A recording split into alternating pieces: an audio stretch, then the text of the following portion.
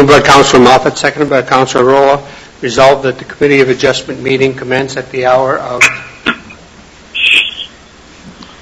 6:38. 6:38. All in favor? No, we got to record the votes.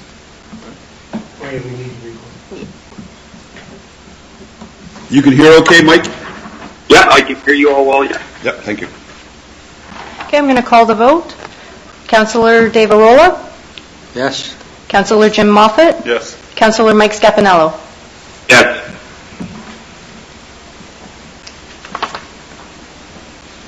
and Mayor McEachern. Yes. I'll call the meeting to order and convene as a Committee of Adjustment. Is there any disclosure of pecuniary interest and general nature thereof? Seeing none. Moved by Councillor Rolla, seconded by Councillor Moffat. Resolved that the agenda be approved as circulated. Councillor Arola, Yes. Councillor Moffat, Yes. Councillor Scapinello, Councillor Scapinello, Yeah. Mayor McEachern. Yes. The next item on the agenda is the business and applications for 16 Swallow Drive minor variance application. Okay, so for council, I know as a group this is the first time you've dealt with the minor variance. So this is a process under the Planning Act. There is a report from me, and basically what this is the property owner is looking for relief from section of zoning bylaw 8725, specifically the regulations under section R1. And in particular with this request, it's to do with the front yard setback. So from the property line back, the bylaw requires that the buildings be 7.5 meters, so that's open front yard is in the front yard. A lot of Manitouwadge's older homes prior to 87, back in that day the bylaw was 6 meters. So they've increased the bylaw to 7.5 to have bigger front yards and sight line. In this particular application, the applicant wants to extend their house forward by putting a screen porch on the front of the house. So instead of 7.5 meters, they would have 2.4 meters from the property line to the front of the structure. So I've written a report for council for your consideration and review. I could answer specific questions on the report if you chose. I do want to highlight in the background section of the report when the committee is considering a minor variance, there is a 4-part test in the Planning Act, and those are the points that you consider. Is this minor in nature? Is it appropriate, desirable for the area? Is it in keeping with the intent of the zoning bylaw? And is it with the purpose, intent of the official plan? So if you like, I could give you some guidance or some opinion on that if you'd like, if that helps you. I know it's your first time through this process. So is it minor in nature is really a subjective opinion. It's not something we can say that 1 meter or 2 meters is right. It's in a case-by-case situation. I don't know if any of you have driven by the property. Hopefully you had that opportunity and driven by there. Is it appropriate, desirable development for the area?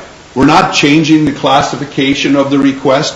It's R1 zone, which is single-family dwellings. This building is going to remain and used as a single-family dwelling. So for that particular purpose. Is it in keeping with the intent of the zoning bylaw? So I guess this is probably where the question really comes in. We have a zoning bylaw that says a setback of 7.5 meters to give a sight line on the street, allow frontage, and do these things.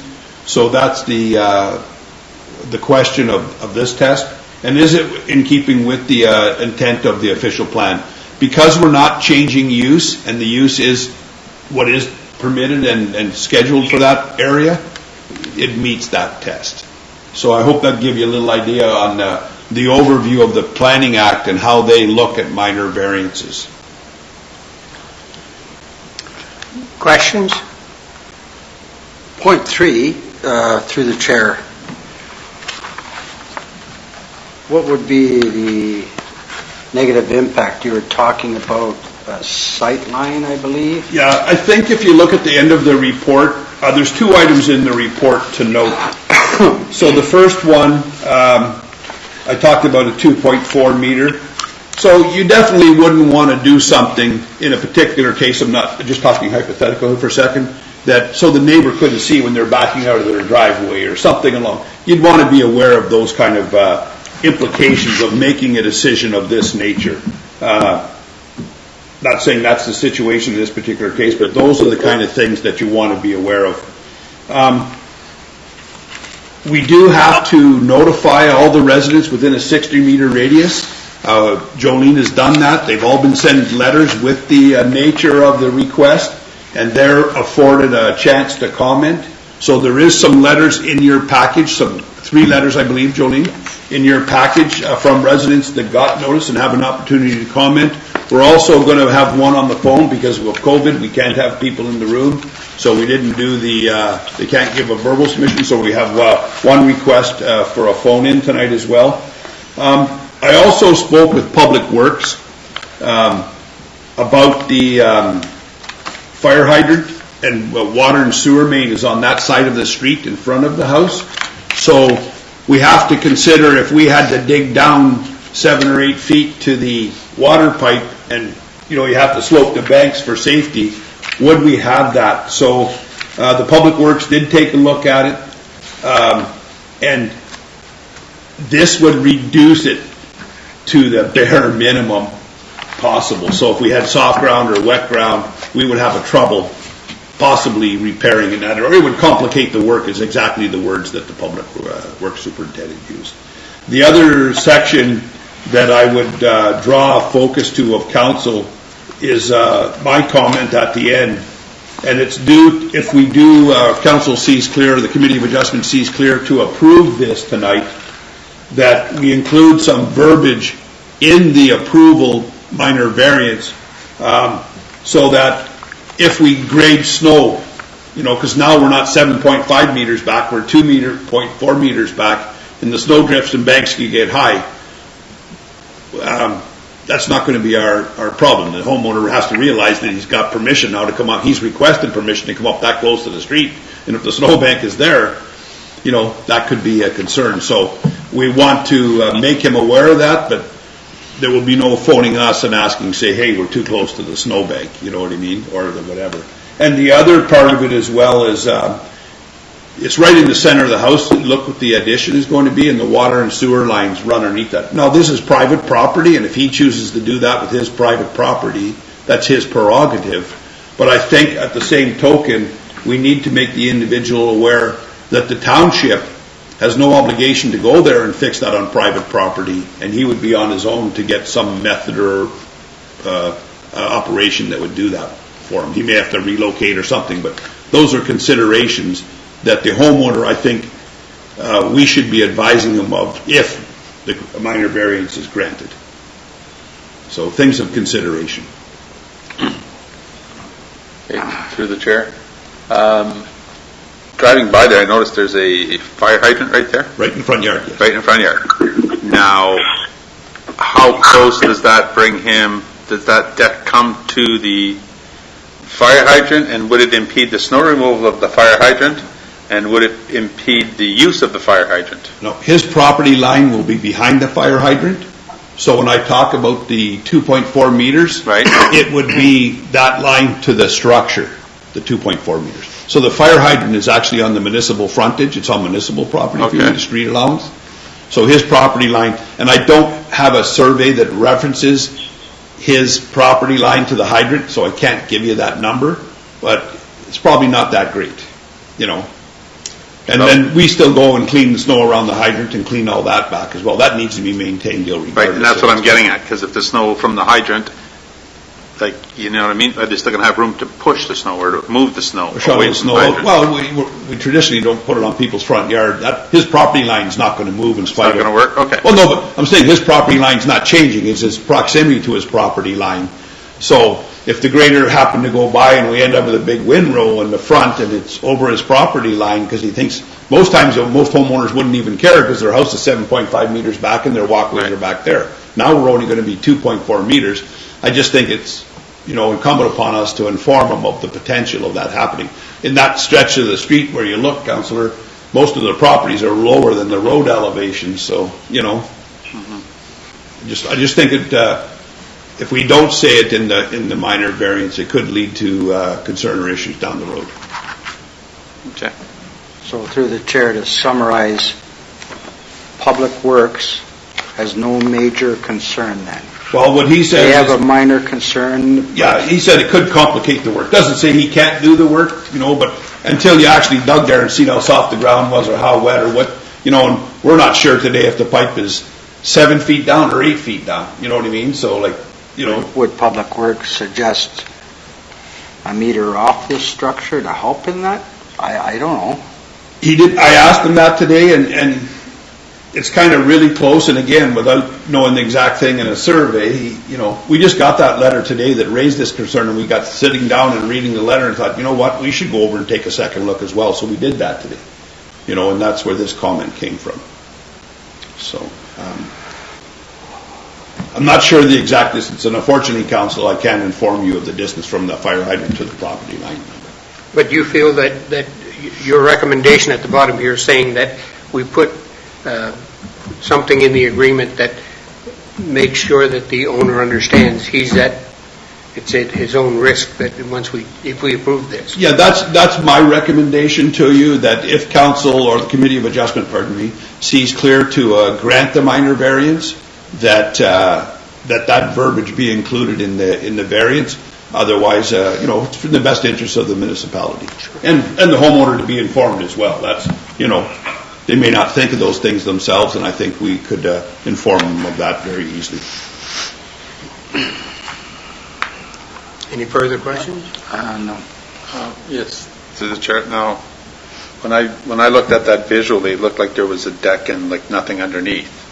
Okay, so other than support posts. Yeah, good point, Councillor. And I wrote that in my report, but I think it's very clear. I've actually phoned the applicants back and informed them of that, and I sent an email as well, that under the building code, a structure that high off the ground with nothing on it doesn't require a permit.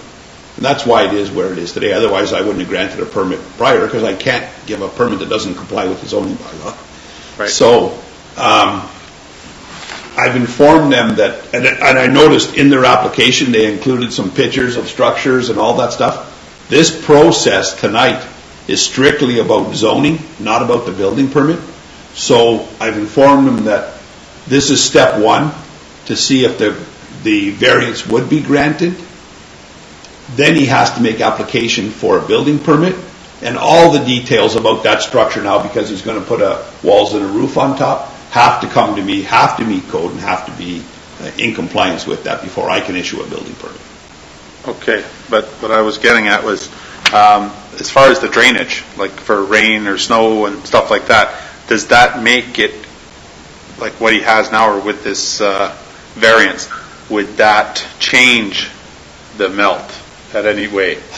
You know what I'm saying? That's a tough one to answer, really, and I'm not sure. Now, there is verbiage in the building code when you build a structure that you can't shed water from your property to adversely affect your neighbor's property.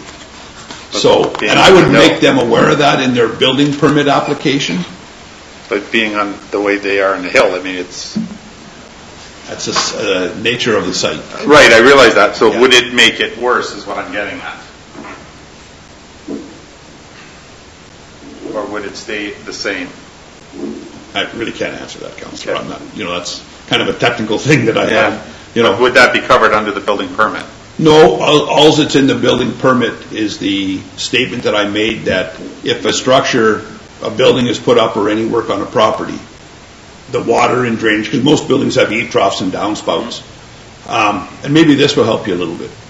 When you have open ground, water absorbs in the ground and stays in the area it is. The minute you put buildings and roofs, you don't get that. You create more runoff water because it's roofs and downspouts, and the water doesn't absorb into the roof, it comes down the downspouts and in the ground that's not covered by the building.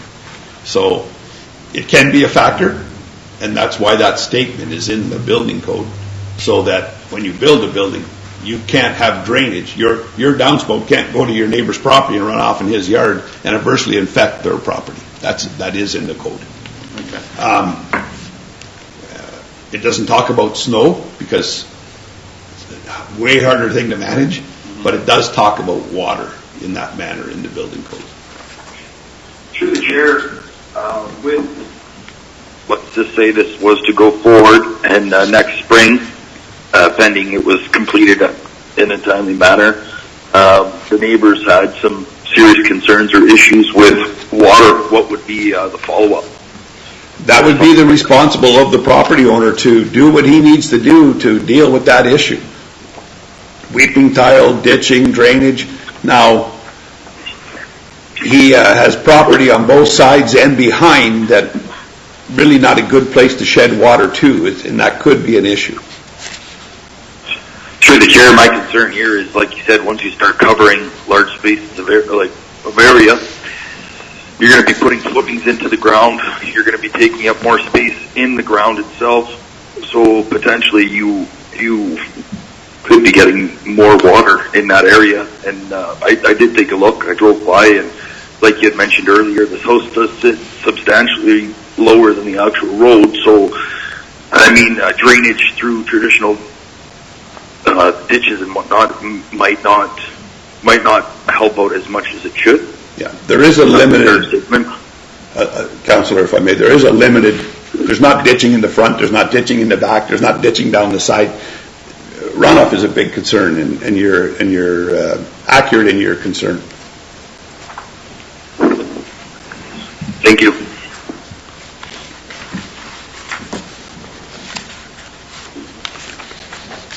I don't know if council has had time to read the submissions from the public either. Because of COVID, normally they would have opportunity to come here tonight and verbalize them, and they haven't.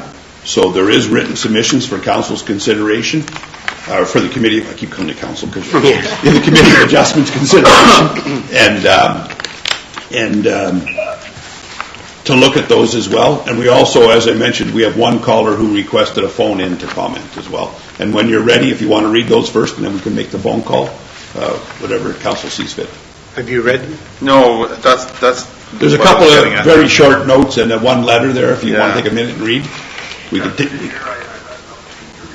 Notes and letters, and I feel they have similar concerns that we also would have.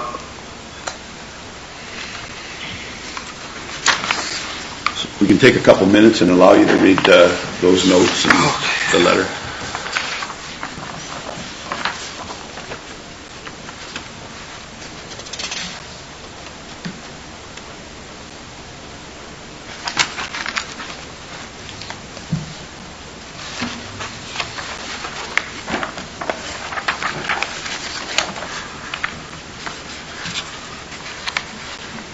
I'm just going to stand up for a second while you're reading.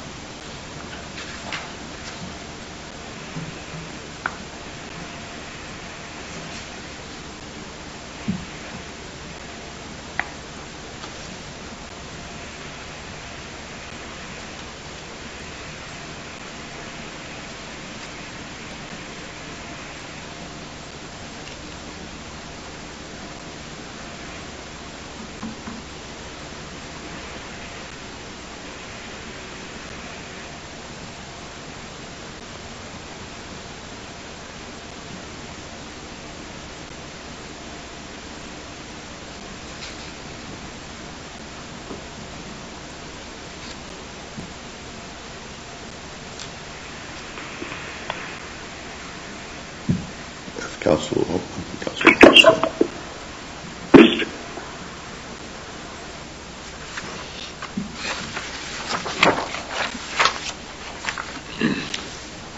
You're finished. So maybe what I'll do then is I'll try and contact the one resident who Yes. wished to comment by telephone, and we can get those comments. Yeah.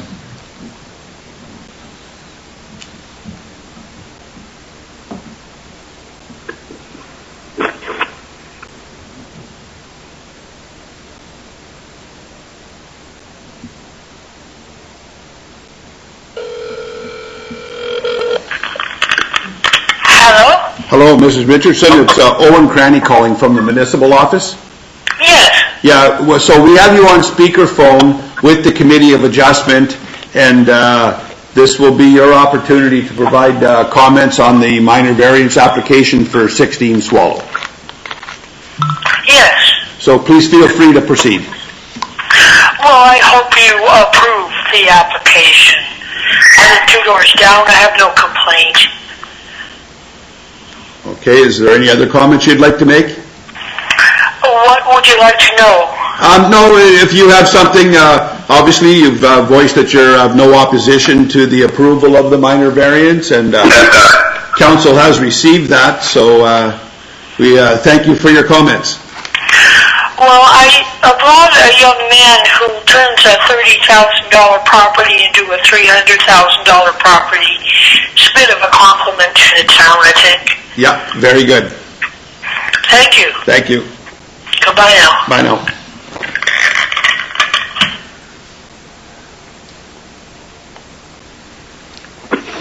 Okay. So that's it for public comment on the minor variance. So basically, the committee has 3 options before them tonight. One is to, the request can be refused. Actually, four options before you. The request can be refused. The request can be granted. The request can be deferred if you'd like more information or a measurement such as on that fire hydrant issue, or if we can dig into more of that. Or the granting can be subject to conditions such as those as I recommended in my report. Recommended. Pardon? Okay. So before I call the question, we all see the numbers. Which one of the 3 numbers here would you like me to, or do you want to defer it? Through the chair, I would actually like it deferred and maybe get more information, because when I drove by visually, and as far as viewpoints to driving and stuff like that, I got no issues with what he's doing.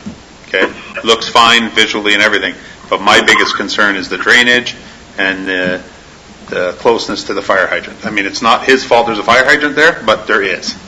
So this is something we need to deal with. We need to make sure there's enough room for the township to do what they need to do on their property, to make it safe for workers and so on. So I definitely would like more information on that. Council. Through the chair, my only concern that I see has been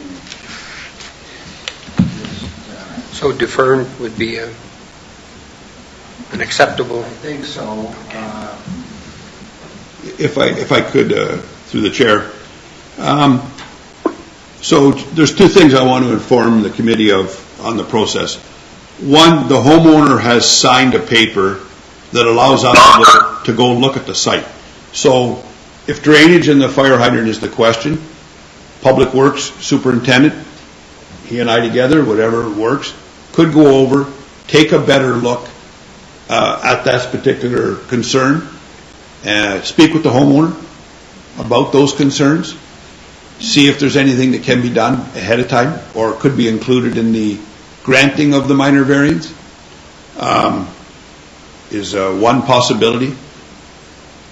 We could do that, come back for the meeting of June 24th, which is a next regular scheduled council meeting.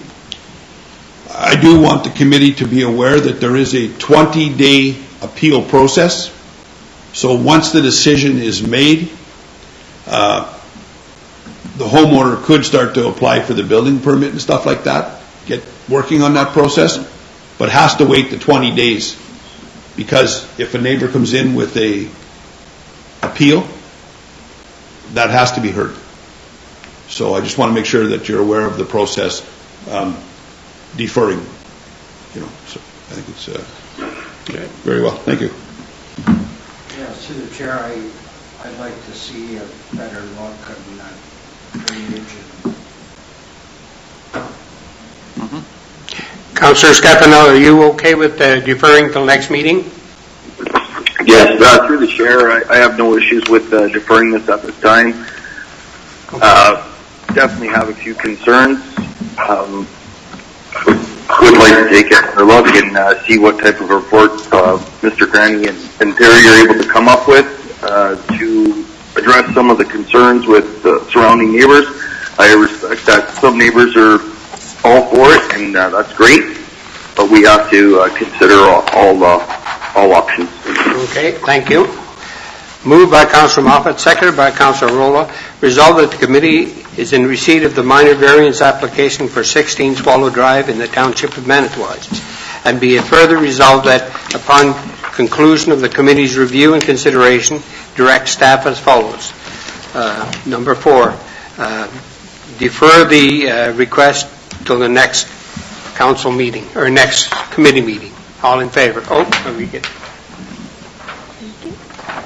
Councillor Arola? Yes. Councillor Moffat? Yes. Councillor Scapanello? Yes. Mayor McEachern? Yes. Thank you.